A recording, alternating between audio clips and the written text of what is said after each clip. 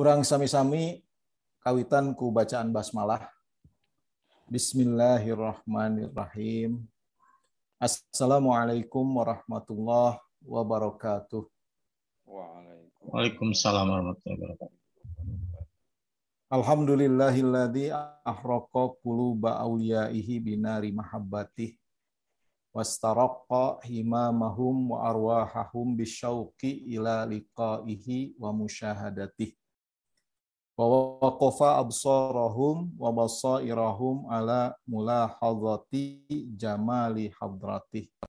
Ulaikal ladzina astafahumullahu liwilayatih wastakhlasahum min baini asfiyaihi wa khassatih.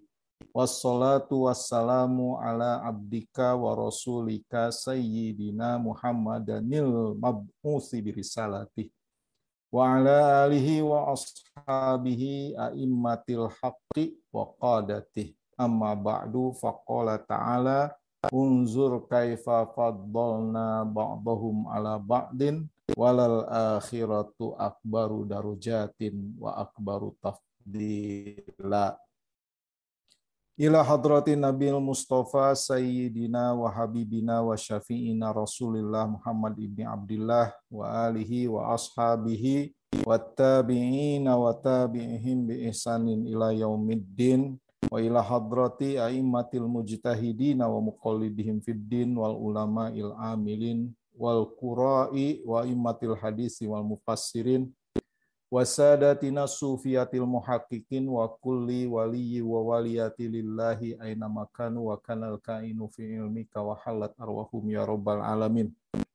Wa ila hadrati muallifi hadal kitab wa jami'i muallifil kutubil lati ta'allamna wa 'allamna mu'allafatahum wa ummahatina wa abaina wa masyayikhina wa masyayikhi masyayikhina annallaha yu'li darajatihim fil jannah wa yukatsiru masubatihim wa yudha'ifu hasanatihim wa yanfa'una bi ulumihim wa asrarihim wa nurihim wa barakatihim wa nafakhatihim fid dini wad dunya wal akhirah. Syai'un lillahi lahumul fatihah. A'udzu billahi minasyaitonir rajim. Bismillahirrahmanirrahim.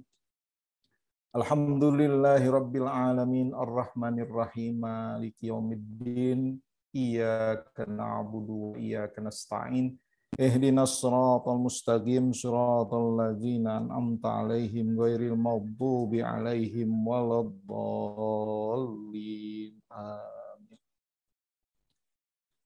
Ilahi anta maqsudana wa ridhaka matlubana a'tina mahabbataka wa ma'rifataka. Allahumma akrimna binuril fahmi wa akhrijna min zulumatil wahmi waftah alayya abwaba ilmika wanshur alayna khuzzana ma'rifatika. Wa sallallahu ala sayyidina Muhammadin wa alihi wa sahbihi wa sallam. Subhanaka la ilma lana illa ma 'allamtana innaka antal alimul hakim. Urang lajengkeun tentang hakikat syariat jeung adab. Hakikat syariat jeung adab dina raraga nempatkeun jiwa jeung polah urang, Allah tos ngatur ku jalan nempatkeun hakikat syariat jeung adab. Urang salaku makhlukna kudu bisa nempatkeunana sakumaha panempatan ti Allah, sabab lamun salah nempatkeun henteu akur jeung panempatan ti Allah tangtu bakal cilaka. Jadi dina perjalanan urang sangkan istiqomah dina ibadah eta priyogi nempatkeun jiwa jeung polah urang. Dina waktos muqaddimah urang diterangkeun tentang perjalanan riyadhah sareng perjalanan horekat. Dina hartos didinya urang diterangkeun kumaha berjalan jalmi ti mulai gofilun janten mubtadi teras janten abid teras janten arif. Modal kanggo berjalan harita tos disebatkeun nyaeta ibadah. Teras di minggon saelajengna tentang kumaha molahkeun hate jeung pikiran pikeun tafakur, tafakuh, ta'alum, tadakur, muraqabah, mujahadah, muhadharah. Di mana intina mah keur anu berjalan dina torekah ngariodohan diri cekap ku tafakur sareng ta'alum. Margi ku tafakur bakal mawa kana tazakur, mawa kana muraqabah, mawa kana mujahadah, mawa kana muhadharah. Ku ta'alum maka naon anu diudag ku tafakuh fidin bakal kenging. Saterusna aya makrifat anu mawa kana kasucian hate. Ayeuna memahami kumaha urang nempatkeun jiwa jeung polah urang dina perjalanan ngariodohan supaya istiqomah dina ibadah sangkan kenging makrifat anu ceuk ilmu tasawuf. Janten hakikat syariat adab teh dina raragan nempatkeun jiwa jeung polah urang. Naon ari hakikat? Ari hakikat urusan hate nyaeta wajib ngaimankeun oge ngayakinkeun malahan kudu nepi ka tembus kana rasa yen sakabeh papasten boh hade atawa goreng rek ceuk makhluk atawa ceuk Allah eta kabeh ti Allah. Qul la yusibana ilma kataballahu lana wa maulana wa 'alallahi falyatawakkalul mu'minun.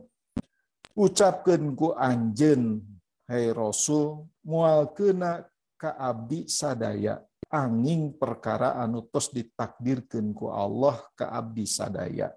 Allah anu jadi pangeran abdi sadaya jeung ka Allah kudu tawakal sakabeh. Dina ieu ayat aya lafaz huwa maulana merehati yen urang kudu mangeran ka anjeunna anu geus ngadamel jeung ngagerakkeun urang. Ari salah sahiji cirina mangeran nyaeta masrahkeun saperkara ka Allah alias tawakal. Numuy dina ieu ayat ditungtungan ku wa 'alallahi falyatawakkalul mu'minun. Lamun anjeun ngaku iman jeung mangeran ka Allah kudu tawakal nyaeta pasrah sumrah ka Zat nu Maha Wahdah. Sabab diri mah teu boga tarekah da sakabeh lengkah geus diatur ku Allah anu realisasina. Lamun meunang papasten anu hade geuwat syukuran narima kana eta anugrah. Bi auzi'ni an ashkura ni'mataka allati ata'ala wa an a'mala salihan tardahu wa aslih li fi dzurriyyati inni tubtu ilaika wa inni minal muslimin.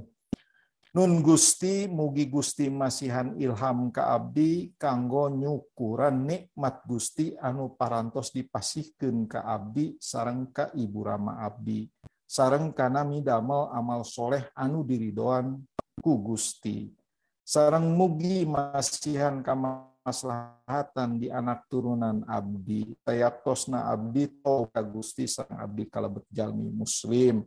Kadua, lamun manggih papasten anu goreng geuwat sobar ku jalan narima kana eta musibat bari narekah nyangan jalan pikeun nyingkahan eta musibat tur henteu telat tina maca istighfar sabab yakin eta papasten damelan Allah jeung dihaja ku Allah. Oge yakin kana ayat innallaha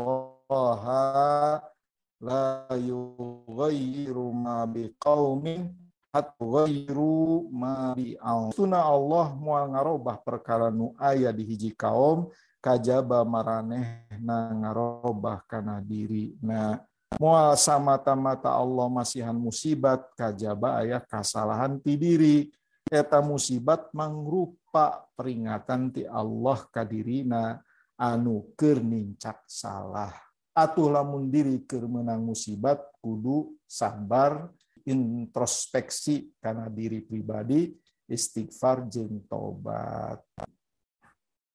kajadian-kajadian anu sae maupun anu awon tah kadikeun hate kudu bener. Dina hate mah kudu aya hakikatna nyaeta yakin eta sakabeh anu karandapan ku urang teh papasten ti Allah.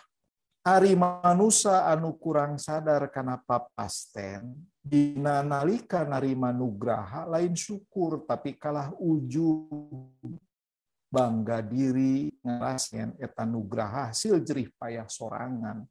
Lamun geus ngarasa sagala menang sorangan maka batal sakabeh amalna. Naudzubillah. Timbul takabur asa aing unggul ti batur.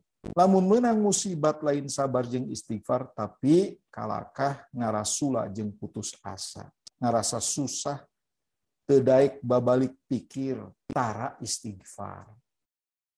Jadi lamun teu ngatur hate urang dina narima naon anu kaalaman dina jalan torekat ieu maka bakal kitu bisa batal sakabeh amal, bisa timbul rasa ngarasula jeung putus asa, ngarasa susah, teu daek babalik pikir tara istighfar, nempatkeun jiwa jeung pola urang dina riadoh jeung dina narekahan jalan menuju ma'rifat teh selain hakikat kudu dipola diatur ku syariat. Naon ari syariat? Ari syariat lampahkeun tegesna pagawean badan alias mun teu ngakal moal ngakeul, mun teu ngoprek moal nyapek. Tegesna diri teh kudu usaha sarta hasil jeung teuna kumaha kaparigelan dirina alias hade goreng untung jeung rugi eta kumaha usahana sorangan sakumaha dawuhan Allah laha ma kasabat wa 'alaiha maktasabat. Sakabeh pagawean rek manfaat atawa madarat eta pikeun diri anu ngalakukeunana. Allah masihan alat jeung jalan pikeun narekahan nyaeta ku dibere akal. Ieu akal bisa neangan tareka jeung jalan mana anu kudu dipilampah jeung mana anu kudu dicegah. Akal bisa ngitung untung jeung rugina. Akal bisa nimbang-nimbang hade jeung gorengna, bener jeung salahna. Antara hakikat jeung syariat ulah pahili. Sabamun pahili mernahkeunana jadi salah. Dalamun hakikat dipake syariat nu kuduna tekad kalah jadi lampah jadi kafir jabariyah. Namun syariat dipake hakikat nu kuduna lampah jadi tekad kafir qadariyah.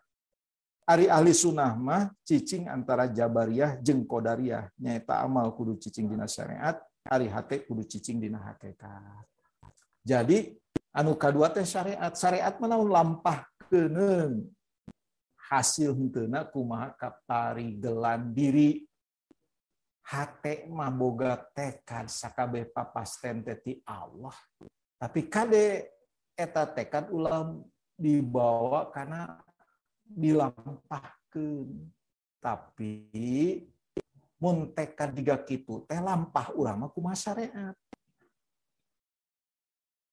Cobian diemutan. Jadi pami dina awon dina sae dina hate mah diatur ku hakikat. Ieu sadayana papasten ti Gusti Allah. Tapi kumaha urang ngalempah nyaeta kudu ku syariat. Ada mah tata krama nyarita jeung kasopanan dina nyaeta lamun meunang kudu dalkeun ka Allahan diri. Ma asobaka min hasanatin faminallah wa ma asobaka min sayyiatin famin nafsika. Ari kahadean anu keuna ka diri anjeun eta ku Allah. Lamun kagorengan mah eta ti diri anjeun. Lamun ceuk ahli suluk mah ulah sok ngaku gawean batur jeung ulah neubleuhkeun kasalahan ka batur. Dina harti lamun meunang nugraha atawa nikmat ulah diaku hasil jerih payah sorangan. Da eta mah pamasihan ti Allah. Jeung lamun menang musibat ulah sok nyalahkeun batur atawa nganaha-naha ka Allah, tapi kudu bisa ngaintrospeksi atawa ngoreksi sorangan. Pangna menang musibat teh sabab diri lalawora dina usaha jeung ibadah ka Allah. Atuh matak wajar lamun ku Allah dipasihan peringatan ku jalan dibere musibat anu keuna ka diri.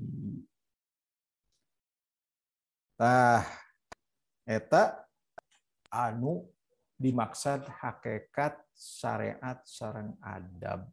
Jadi hakikat mah ngatur jiwa, pateka dan dina jiwa. Syariat mah ngatur lalampahan, lamun adab mah ngatur tata krama cariosan. Dina cariosan mah mun aya musibat teh nya eta teh lepat abdi. Kunaon kajadian ieu musibat mun eta teh kalepatan abdi, pastina aya kalepatan abdi teh cariosan. Dina tekad mah yakin sakabehna teh papasten Allah. Dina lengkah kade kedah atur kumaha ceuk syariat.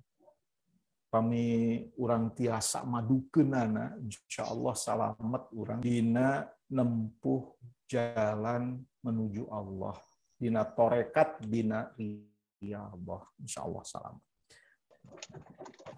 Mangga atuh urang sami-sami tutup bacaan hamdalah sami-sami alhamdulillahirabbil alamin. Hamdan syakirin, hamdan na'imin, hamdan yuwafi ni'amahu wa yukafi mazidah. Ya Rabbana lakal hamdu kama yanbaghi li jalali wajhika wa 'azimi sultanika subhanaka la nuhsi sanan 'alaika anta kama falakal hamdu hatta tarda wa lakal hamdu idza radita wa lakal hamdu ba'da ridha anna daiman alhamdulillah. Allahumma salli ala sayyidina Muhammad wa ala alihi wa sahbihi wa sallam. Allahumma inna nastaudi'uka ma qara'na wa ma hafazna faruduhu alaina inda hajatina ilaihi innaka ala ma tasha'u qadirun wa anta hasbuna wa ni'mal wakil. Ya Allah, saestuna kami sadayana nguihkeun naon anu ku kami dibaca jeung naon anu ku kami katangkep ka anjeun hungkul. Uihkeun deui ka kami dina waktos kami ngabutuhkeun emutan kana naon anu tos ku kami dibaca sareng ku kami dihafalkeun. Saestuna anjeun kana sagala nu dipikahoyong maha kawasa. Saestuna anjeun cukup keur kami jeung sebaik-baik anu nanggung urusan kami. Allahumma khtim lana bi khatimatis sa'adah waj'alna minal ladzina lahumul husna wa ziyadah bi jahi sayyidina Muhammadin sallallahu alaihi wasallam. Rabbana atina fid dunya hasanah wa fil akhirati hasanah wa qina adzabannar. Wa sallallahu ala sayyidina Muhammadin wa alihi wa sahbihi wa sallam. Subhana rabbika rabbil izzati amma yasifun wa salamun alal mursalin walhamdulillahi rabbil alamin. Al-Fatihah. A'udzu billahi minasyaitonir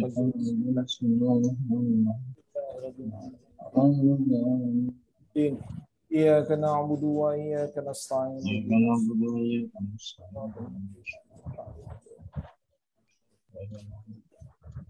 Assalamualaikum warahmatullahi wabarakatuh. Waalaikumsalam.